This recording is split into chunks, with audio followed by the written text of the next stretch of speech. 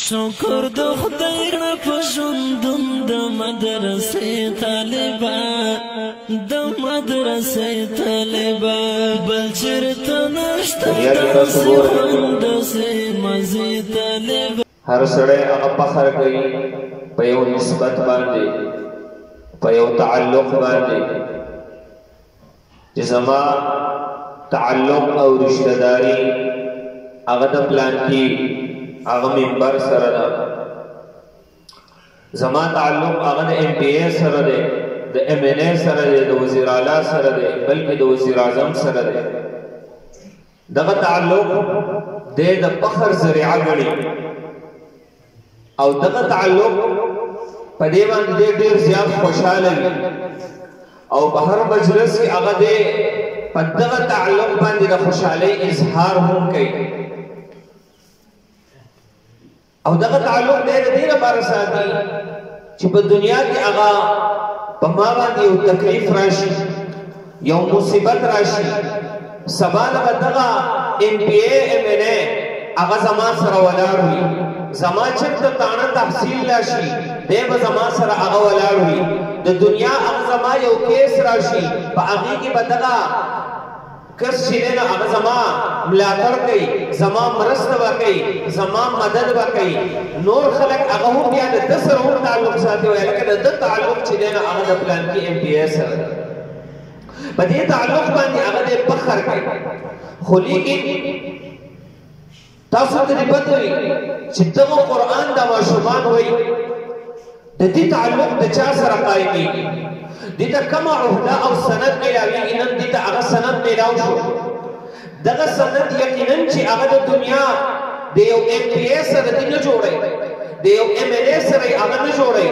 د دنیا د یو لوی سړي سره د هغې تعلق نه قایمېږي په دغه سند دیته د دنیا یو عہدہ هغه نه ملاویږي مال و دولت دیته نه ملاویږي لیکن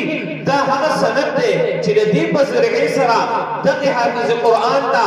دغه طالب العلم ته د ده استاذ ته د ده رشته دار ته د ده مور و پلار ته هغه سندونه میلاویږي چې هغه د آخرت سندونه دي هغه فضیلتونه میلاویږي چې هغې تعلق د دنیا سره هغه هم دی د هغې تعلق هغه د آخرت سره هغه هم دی تاسو ته یو څه ووایم نور که د دې حافظ قرآن هغه سندونه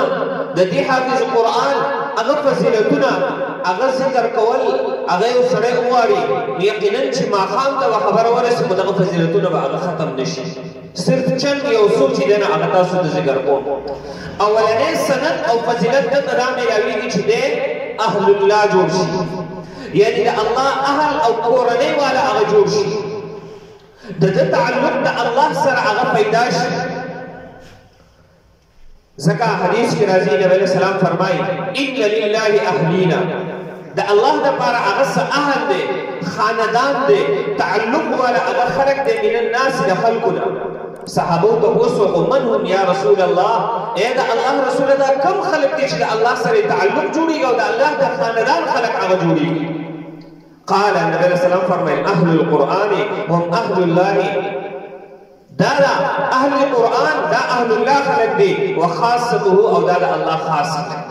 دا الله دا خاندان خلق دا الله نږدې خلق په دنیا کې سره وایي لکه د پلانکي د خاندان دی د خیال ساته د پلانکي سره رشته داري د خیال ساته دغه حافظ قرآن دغه قرآن والا دغه ماشومان چې نن هغه قرآن هغه ختم کو د دې تعلق هغه د الله سره چې دی نو هغه راغلی د دې نه بل فضیلت اخوا چې دی نو هغه نشته اولنی تعلق د الله سره هغه قایمېږي دویم په مخلوق کې د ټولو نه غوره خلک هغه هم دغه دی نبي علیه السلام فرمایي خیرکم من تعلم القرآن وعلم په تاسو کې د ټولو نه غوره خلک هغه دي چې قرآن زده کړي او نورو ته یې چې دی نه هغه وښایي په تاسو کې د ټولو نه غوره خلک هغه دي که یو سړی ناره لګوي چې زما تعلق د پلانکو دنیادارو سره دی زه د ټولو نه هغه غوره یم دی په لاره باندې هغه روان وي دی چې دی نه هغه خپل یو روح یو دبدبه هغه په خلکو باندې چې دی نه هغه چمکا وهل غواړي لیکن دغه غوره خلک هغه غوره خلک نه دی دی نبی علیہ السلام فرمایي غوره خلک هغه دی خیرکم من تعلم القرآن وعلمه غوره او بهترین خلک هغه دي چې قرآن یې په خپله زده کو بیا نورو ته چې دی نه هغه وښودلو په مخلوق کې د ټولو نه غوره خلک چې دی نه هغه بهترین او بل دا څومره دنیادار دي د دې دا عزت او د اکرام حکم موږ ته نبی علیہ السلام داسې نه دی کړی چې د دې حافظ قرآن د عزت هغه حکم موږ ته نبی علیہ السلام کړی نبی علیہ السلام فرمایي اکرموا حملة القرآن تاسو هغه د حاملین قرآن یعنی د حافظانو د قاریانو هغه عزت کوئ فمن اکرمه فقد اکرمني چا چې د دغې قراو د دغې حافظانو د دغې قاریانو هغه اکرام وکړو عزت یې وکړو ته زما عزت وکړو نبی علیه السلام فرمایي وفي روایت په بل روایت کې راځي فقد اکرم الله دا د الله عزت او اکرام چې دی هغه وکړو د دریم فضیلت هغه د حافظ قرآن د قرآن والو د خلکو هغه دا دی چې د دې د عزت حکم الله کوي د دې د عزت حکم نبی علیه السلام کوي او د دې عزت او خیال ساتل داسې دي لکه د الله عزت او د نبی علیه السلام د عزت او خیال ساتل چې دی هغه دي او که څوک د دې خیال نه ساتي حدیث کې راځي نبی علیه السلام فرمایي ثلاثه درې قسمه خلک داسې لا يستخف بحقهم الا منافق چې دا بیزتی نه کوي مگر هغه منافق سره د بیزتی کولای شي که یو سړی د حق خیال نه ساتي بیزتی کوي هغه کس به چې دی نه هغه منافق وي ورته د منافق نه علاوه د دې درې قسمه خلکو هغه بیزتی بل څوک نشي کولی اول امام المقسط یو بادشاہ دی هغه عادل دی انصاف کوونکی دی د ده بېعزتي د منافق نه علاوه بل څوک هغه نشي کولی وذو شیبة فی اسلام بل هغه کس دی چې په اسلام کې هغه بوډا شي سپینګیری شي او د دې سړي یو سړی هغه راپاسي بېعزتي کوي دغه کس چې دی هغه د منافق نه علاوه بل څوک نشي کولی وحامل القرآن او یو حامل قرآن دی چې هغه قرآن یاد کړی په خپل سینې کې هغه قرآن ته هغه ځای ورکړی وي د دغې کس بېعزتي نشي کولی مګر صرف او صرف هغه منافق نو مطلب دا شو د حافظ قرآن د دغه علماو د دغې قاریانو د عزت حکم الله کړی دی نبی علیه السلام کړی دی څوک چې د دې بېعزتي کوي څوک چې د دې د عزت خیال نه ساتي دغه کس نبی علیه السلام فرمایي دغه منافق سره نو لہذا د دې عزت هغه دی چې د کوم عزت حکم هغه موږ ته الله کړی دا څلور فضایل پنځم فضیلت کله چې دغه حافظ قرآن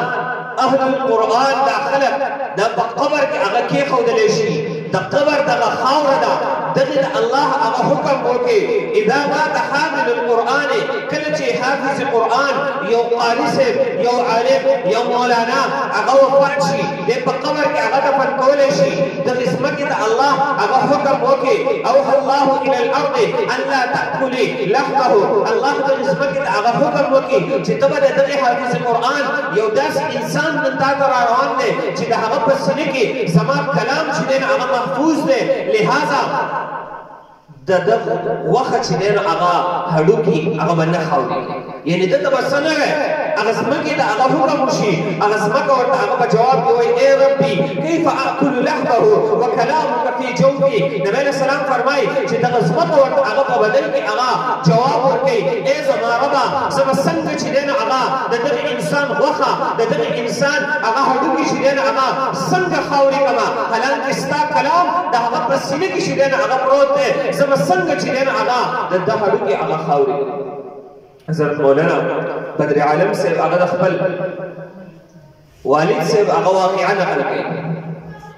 چې هغه کله وفات شو په مدینه کې سعودي کې هغه وفات شو نو د سعودي قانون دا دی چې د دې چې کسان هلته وفات شي هغوی هلته دفن کړي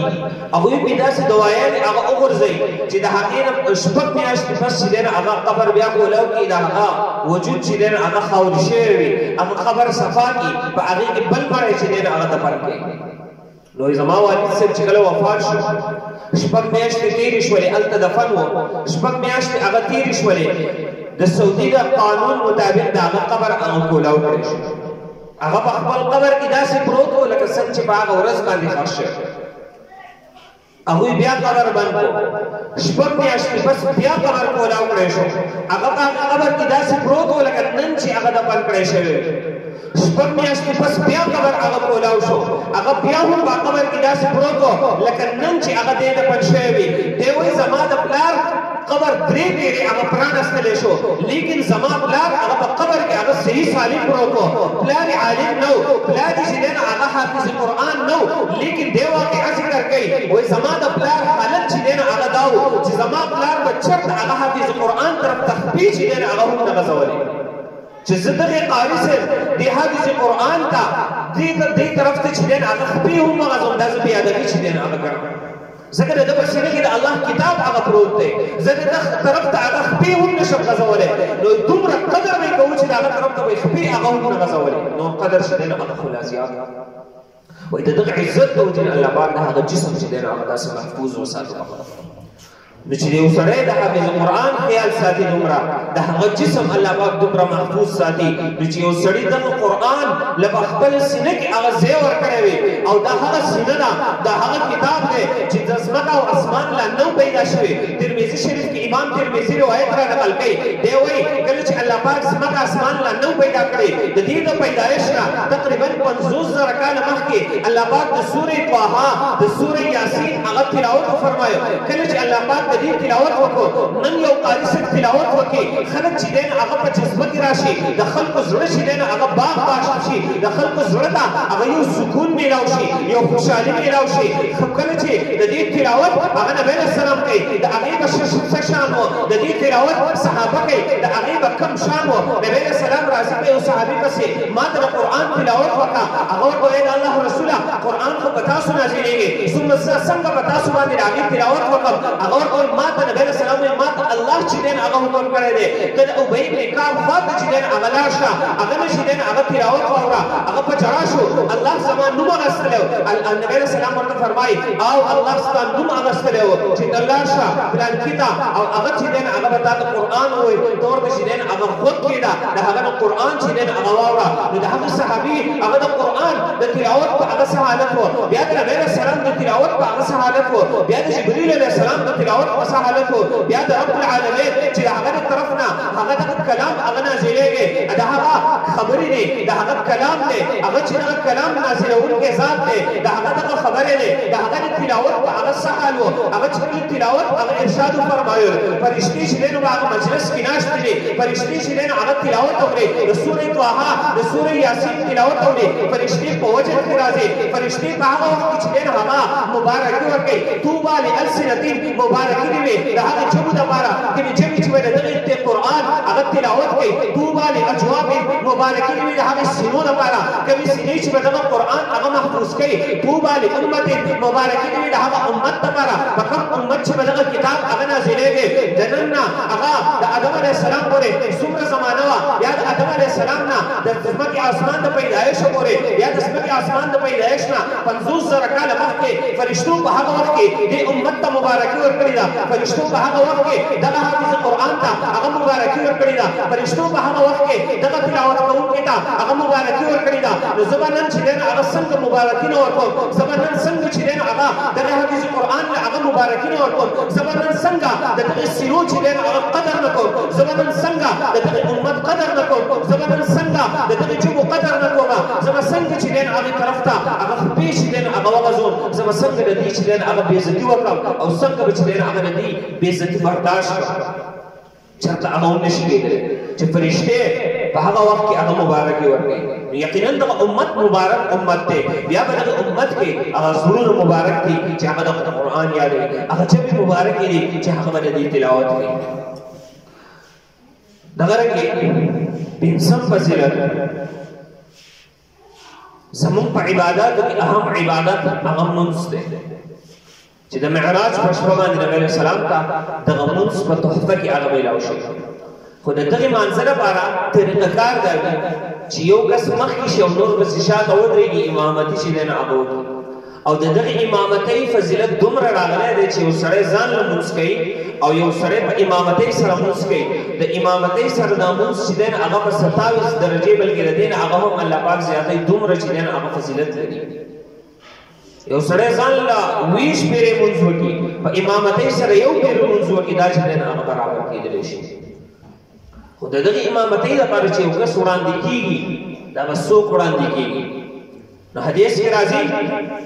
یؤم القوم اقرأهم د یو قوم امامتي به هغه کس کوي چې هغه په دې کې د ټولو نه زیات لوی قاري وي په قرآن باندې د ټولو نه زیات په الفاظو معانیو باندې پوهه وي امامتي به چې دی نه هغه کس کوي د صحابو په دور کې یو ماشوم هغه یو علاقې طرف ته هغه لاړو په هغه علاقې کې بل څوک داسې نه و چې قرآن ولږ دام راورتللی هغه ماشوم به چې دی نه هغه مانځه ته مخکې کوو حالانکې به دغه ځای کې هغه سپینګیري صحابه موجود وو مشران صحابه موجود وو لیکن هغه چې دی نه هغه چا مانځه ته نه دی مخکې کړي مانځه ته به هغه ماشوم چې دی نه هغه مخکې کوو ولې دی په قرآن کې هغه ماهر و دته د قرآن زیاته حصه چې دی نه هغه یاده وه د دې وجې نه به یې هغه مانځه ته مخکې کوو نو دا فضیلت د دغې حافظ قرآن دپاره چې دی نه هغه دی چې هغه یو افضل عبادت د هغې دپاره وړاندېوالی هغه څوک کوي دغه حافظ قرآن کوي او کله چې د احد په جنګ کې او یا صحابه هغه شهیدان شو نو د نبي علیه السلام طریقه کار دا و دوه صحابه به یې هغه په جمع دفن کول نو نبی علیه السلام چې به یو صحابي دوه کسان دفن کول نو نبی علیه السلام به تپوس کو په دې کې د ټولو نه زیات لوی قاري کوم یو یعنې چا ته د قرآن لویه حصه هغه یاده وه چې چا ورته وایي د پلانکي ته یاده وه نو هغه به یې مخکې چې دی نه هغه په قبر کې هغه کېښودلو هغه به یې وړاندې کول نو د درجې لحاظ نبی علیه السلام به څه تپوس کوو د دغه قرآن په باره کې هغه تپوس کوو نو فضیلت او درجه او حیثیت هغه د چا وي هغه د هغې خلکو وي چې هغه حافظ قرآن وي هغه د قرآن حصه څومره هغه یاده وه د ده فضیلت چې دی نو د هغې لحاظ باندې هغه زیات دی دغرنګې حدیث کې راځي شپږم نمبر فضیلت چې د حسد دا د چا سره جایز نه دی مګر صرف او صرف د هغه خلکو سره چې هغه قرآن زده کړي په هغې باندې عمل وکړي شپه ورځ د هغې تلاوت کوي او هغه کس چې هغه الله مال ورکړي هغه چې د شپه ورځ د الله په لاره کې هغه خرج کړي صرف او صرف حسد یعنی دغه ته بیا غیبته ویلی شي چې کاش داسې یو فضیلت ما ته هم الله راکړی وی چې ما قرآن زده کړی وی په هغې مې عمل کړی وی د هغې مې تلاوت کولی هغه مې نورو ته هغه ښودلی دا دومره لوی فضیلت والا دی چې هر انسان له پکار دي چې د ده سره هغه رشک وکړي د ده سره هغه غیبته وکړي چې کاش دغه فضیلت ما ته هغه هم میلاو شي هذا غير المال والوالد وم نمبر فضیلت د معزز فرشتو سره الله پاک هغه یو ځای کوي الماهر بالقرآن نبی علیہ السلام فرمائی هغه کس چې په قرآن کې هغه ماهر وي مع السفرة الكرام البررة دی به د هغه فرشتو سره چې هغه نږدې فرشتې دي الله ته یو چې دی نه هغه تشریح هغه علما کرام دا کوي د دې نه مراد هغه فرشتې دي چې هغه ولې نازلونکي فرشتې دي څوک چې هغه په قرآن کې ماهر وي د دې به هغه خلکو سره وي چې هغه قرآن هغه نازلونکي فرشتې دي بل روایت دی بل تشریح هغه داسې کوي د دې کرام برره نه مراد انبیاء کرام دی یو سړی چې هغه په قرآن کې ماهر وي د ده حشر به الله پاک هغه د پیغمبرانو سره هغه کوي دغرنګې اتم نمبر فضیلت د لسو کسانو سفارش به هغه کوي کلهم وجبت ټول دا هغه دي چې د دې لپاره به جهنم هغه واجب شوی وي د هغې لس کسانو هغه سفارش په قیامت په ورځ باندې هغه دی کوي چې په هغوی باندې جهنم لازم شوی دی جهنم ته فرشتو روان کړی دی دغه حافظ قرآن هغه به اواز وکړي لږ هغه ودرېږئ دغه کسان د دې اوس سفارش کومه هغه لس کسان چې په هغوی باندې جهنم لازم شوی دی هغه به دې ځان سره هغه جنت ته چې دی هغه بوځي نو یقینا که دغه سند د قرآن یو ډګري د دنیا یو ډګري نه ده د دنیا یو عهده پې مونږ ته نه میلاویږي د دنیا هغه یو فضیلت پې مونږ ته نه میلاویږي لیکن د آخرت هغه فضیلت چې د جهنم د اور د هغه خلاصۍ په دې سره هغه مونږ ته میلاویږي دغه رنګې د قیامت یو مجموعه هغه ولګي او دغه مجموعه به داسې که نن هر څومره لویه مجموعه هغه جوړه شي څومره کسان به وي 2000 کسان به وي 5000 10,000 1,00,000 2,00,000 څومره کسان به وي هر څومره لویه مجموعه جوړه شي د دې ټولې دنیا د خلک نن چې دی نه هغه په یوه مجموعه کې هغه نشي جمع کېدلی په یوه جلسه او جلوس کې هغه نشي جمع کېدلی خو د قیامت هغه راجمع کېدل به وي هغه مجمع به وي چې هغه د یو پیړۍ خلک نو بلکې د آدم علیه السلام نه واخله تر د اخر انسان پورې ټول خلک به هغه راجمع کړلی شي دا به داسې نه وي چې صرف عام انسانان وي بلکې په دې کې به هغه ولیان وي په دې کې به غوث و ابدال وي په دې کې به هغه نیکان خلک وي په دې کې به هغه پیغمبران چې دی نو هغه ناست وي په دې کې به هغه فرشتې چې دی نو هغه موجود وي په دغه وخت کې به هغه اعلان وشي چې پلانکې هغه دې راشي پلانکې زنانه هغه دې راشي هغوی ته به یو تاج په سر کړلی شي هغه تاج به هغه داسې وي د دغې تاج رڼا به هغه د لوړ نه هغه تیزه وي داسې تاج به ورته په سر کړلی شي دا په بدن د هغې بچي کې چې کوم بچي هغه قرآن هغه یاد کړو د هغه والدینو ته به داسې تاج په سر کړی شي حدیث کې راځي نبي علیه السلام فرمایي د هغې رڼا د لوړ د رڼا نه چې دی نو هغه تیزه ده دغه نور د لرې نه رڼا کوي دومره چې دی نو د هغې رڼا وي که دغه نور هغه کور ته راشي څومره رڼا به چې دی نو د هغې وي او بیا نبي علیه السلام فرمایي دا خو د والدینو حال دی د دې حافظ قرآن به چې دی نو هغه څه حال وي دا چا چې حفظ کړی د هغه به څه حال وي او دغه رنګې په دغه مجمع کې ویکسا والدیه کلتان دغه والدینو ته به یو دوه جوړې هغه واغوستولی شي والدینو ته به دوه لباسونه مطلب چې دوه کپړې وي پکې لکه زموږ په لباس کې هغه هم دوه کپړې وي دغه رنګې هغوی ته به دوه کپړې هغه واغوستولی شي په دغه مجمع کې تاج به ورته په سر کړی شي کپړې به ورته واغوستولی شي لا يقوم بهما الدنيا فيقولان بما كسينا دا به داسې وي چې د دې قیمت په د دې دنیا چې څومره مال دولت دی هغه به یې نشي پوره کولی داسې کپړې به ورته واغوستولی شي دې به تپوس کوي دا د څه په بدله کې دي دا کپړې فیقال باخذ ولدکما القرآن دا په بدله د هغې کې دي چې تاسو خپل بچي ته هغه قرآن ښودلی دا د هغې په بدله کې نن تاسو ته هغه اوږده لباس هغه واغوستولی شو او بیا بل حدیث کې راځي نبی علیه السلام فرمایي من علم ولدا له القرآن چا چې خپل بچي ته هغه قرآن هغه وښودلو قلده الله قلادة الله به دته یو هار هغه په غاړه یو ماشوم هغه ختم وکړي څوک د عمرې نه راشي څوک د حج نه راشي خلک ورته امیلونه هغه په غاړه کوي دا د هغه عزت او اعزاز ګڼلی کېږي کله چې دغې مور و پلار ته په دغه یو لویه مجمع کې هغه تاج په سر کړلی شي بیا هغوی ته جوړې واغوستولی شي په دې کې به دې ته داسې هارونه هغه په غاړه کړلی شي یعجب منها الاولون والآخرون په دې نه به دومره تعجب وکړي دا خلک د اولني انسان نه واخله تر د اخري انسان به پورې به دا ټول خلک د دې د ښایست نه چې دی نو هغه تعجب وکړي چې دومره ښایسته امیلونه دي تعجب وکړي نو دا به ورته هغه هم واغوستولی شي په بدله د هغې کې چې دې خپل بچي ته هغه قرآن ښودلی نو لهذا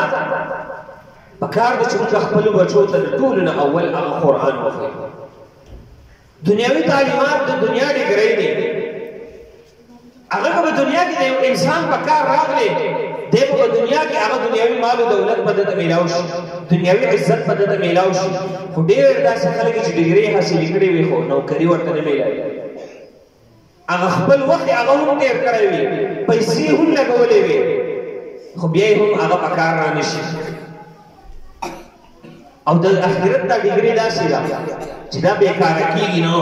دا په دنیا کې هغه هم په کار راځي دا په آخرت کې هغه هم په کار راځي د دنیا ډګرۍ هغه که تاله ډېر لاس درکړي هغه به تاله د قبر پورې لاس درکړي اخوا چې دی نو هغه دا ستا ملګرتیا نه کوي کله چې انسان مړ شي مال و دولت د ده سره هغه روان وي د ده رشته دار د ده سره روان وي د ده اعمال د ده سره روان وي نبي علیه السلام د دې ډېر بهترین مثال ذکر کوي اوږد مثال دی وخت چې دی نو هغه کم دی دغه مال و دولت هغه د ده نه واپس شي د ده دا رشته دار هغه د ده نه واپس شي د ده سره صرف یو څیز هغه باقي پاتې شي چې هغه د ده اعمال دي که د ده اعمال هغه ښه وو په قبر کې آخرت کې به د ده په کار راشي که د ده اعمال هغه بېکاره وو د ده په قبر او آخرت کې به د ده لپاره د سزا او د عذاب چې دی نو هغه ذریعه وګرځي د ده سره که دغه ډګري د قرآن هغه موجود وه د ده سره د قرآن دا ډګري موجود ده دی په قبر کې کامیاب دی د آخرت په مراحلو کې کامیاب دی په پل صراط باندې کامیاب دی د اعمالو نه تللو په وخت کې کامیاب دی چې دی په آخرت کې په هره مرحله کې چې دی نو هغه کامیاب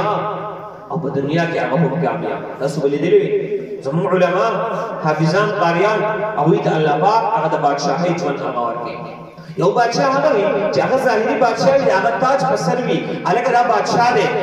که چا ورته هر څه ووایي، هارون رشید بادشاہ چې دی نو په خپل محل کې هغه ولاړ دی، په دې کې چې دی نو هغه یو شور شو، یو هن چې دی نو هغه جوړ شو. بهر ته چې ده وکتل یو عالم چې دی نو هغه راغلی دی، تپوس کې دا څوک دی؟ وایي دا پلانکی دی. بیبي ورته وایي عزت او بادشاهي چې دی نو هغه دغې ته ویلی شي. ده چې دی نو هغه په خلکو باندې ظاهري هغه حکومت کوي. دا هغه خلک دي چې د خلکو په زړونو باندې هغه حکومت کوي. د دې بادشاهي او حکومت د خلکو په زړونو باندې چې دی نو هغه دی. الله پاک دغې علماو ته، دغې حافظانو قاریانو ته هغه د خلکو په زړونو باندې هغه یو بادشاهي ورکړې ده چې د خلکو محبت، د خلکو میلان، تعلق هغه د دغې خلکو سره چې دی نو هغه الله پاک پیدا کوي. ځکه کله چې الله پاک د یو انسان خوښ شي، الله پاک د فرشتو په مجلس کې وایي پلانکی د پلانکي زوی هغه ما ته خوښ دی، تاسو ورسره هغه هم محبت وکړئ. فرشتې نورو فرشتو ته هغه وایي پلانکی د پلانکي زوی الله ته خوښ دی، موږ ته خوښ دی، تاسو ورسره محبت وکړئ. فرشتې راشي هغه په ځمکه باندې هغه اعلان کوي،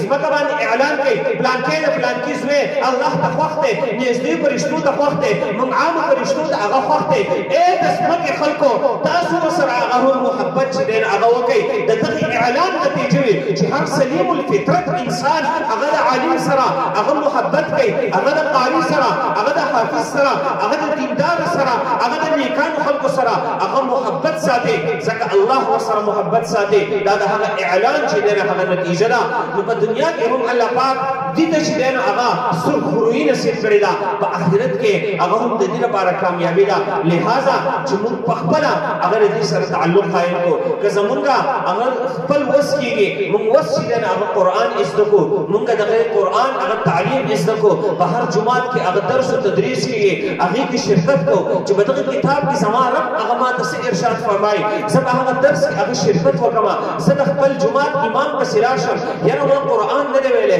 زما ډېر عمر وشو، یاره ما ته قرآن چې دی هغه وښیه، په دې کې زه شرم محسوس نه کړم، زه هغه ته قاعده کولاو کړم، زه هغه ته قرآن کولاو کړم. یاره ما ته یو ټکی چې دی هغه وښیه چې زه خو د خپل رب په دې کلام باندې پوه شم، د دې ترجمه ما ته وکړه، د دې تشریح هغه ما ته وکړه. زه خپل بچی اول چې دی هغه مدرسې ته بوځم، زه د خپل بچي نه اول مسلمان جوړ کړم، وروسته د خپل بچي نه ډاکټر جوړ کړم، وروسته د خپل بچي نه هغه انجینیر جوړ کړم، وروسته د خپل بچي نه هغه منیجر جوړ کړم. مخکې زه د خپل بچي نه هغه سچو مسلمان جوړ کړم. سبا له یو سړی راځي زما د دې بچي هغه په ذهن باندې حمله کوي، زما د دې بچي په عقیده باندې حمله کوي، زما دا بچی زه دومره مضبوط وساتم چې دی ډایرکټ هغه ته جواب ورکولی شي چې وروره زموږ پیغمبر هغه آخري پیغمبر دی، د هغه نه پس بل پیغمبر راتلو والا نشته دی. ته ما ته څنګه وایې چې قادیان کې هغه پیغمبر دی، زما پیغمبر آخري پیغمبر دی، د ده نه بل وروسته نوی پیغمبر راتلونکی هغه نشته دی. زما د بچي په عقیده باندې څوک حمله کول غواړي، زما بچی زه دومره مضبوط کړم چې سبا له هغه دی په معمولې او وسوسو باندې د دنیا په مال دولت، د دنیا په هغه شهوتونو پسې هغه ورپسې نه شي، چېرته د خپل دین اسلام نشي دی نه هغه ورکړم. زه خپل بچی اول مضبوط کړم. داسې به ټول کوو انشاءالله. که په خپله هغه به هم د زده کولو کوشش کوو، خپل ماشومان هغوی به هم تیارو چې زه د خپل ماشوم نه اول مسلمان جوړ کړم، زه خپل ماشوم ته اول قرآن وښیم، د دین اسلام ابتدایي مسایل چې دی هغه د خپل ماشوم ته هغه وښیم. زما سره د کور مدرسه د ټولو نه مخکې چې دغه ماشوم د کور یعنې د مور غېږه دا د ده لپاره لویه مدرسه ده. بیا د چې وروسته قاري صاحب ته هغه لېږو، قاري صاحب سره خو ګنټه 2 ګنټې هغه وي، کور کې چې دی نه هغه ډېر وي، په کور کې هغه هم د ماشوم هغه د آدابو هغه خیال وساتو. داسې نه چې ماشوم په دې باندې غلی کړو چې ماشوم جاړي یاره موبایل واخله، په دې باندې چې دی نه هغه غلی شي، په دې کې ځان له ګیم وکړه، کارټون وګوره، دغه ماشوم چې دی نه هغه په دې غلی بیا په دې غلی کړو. صحابه فرمایي موږ به خپلو ماشومانو ته په کورونو کې د نبي علیه السلام سیرت داسې ښودلو لکه قرآن یو آیات چې موږ هغوی ته ښیي، نو د خپل پیغمبر سیرت ورته وښیو، د صحابو طریقه کار ورته وښیو چې زموږ د صحابو ژوند هغه څنګه و، زموږ پیغمبر څنګه زندګي تېر کړې ده. نو په کور کې ماسوتنې دغه خپل بچو ته د صحابه کرامو د نبي علیه السلام د سیرت نه خامخا یوه واقعه چې دی هغه روزانه بیانوي. بیا وروسته چې دی نه هغه سکول ته لیږو قاري صاحب پسې هغه لیږو هغه به نور آداب چې دی نه هغه هم زده کوي داسې به ټول کوو که نه انشاءالله الله پاک ته د عمل کولو توفیق راکړي